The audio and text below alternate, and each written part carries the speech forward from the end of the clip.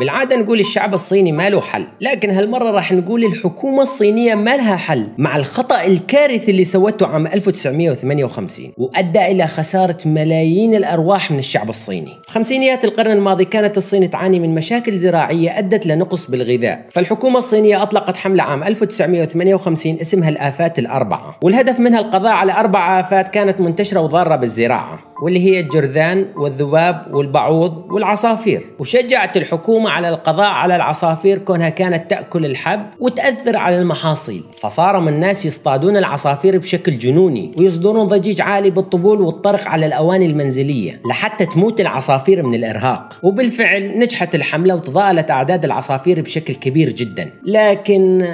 هنا كانت الطامة الكبرى. تفاقمت أعداد الحشرات وخصوصا الجراد لأنه ما ظل عصافير تتغذى عليها، وهالشيء أدى إلى هلاك المحاصيل الزراعية، وكان أحد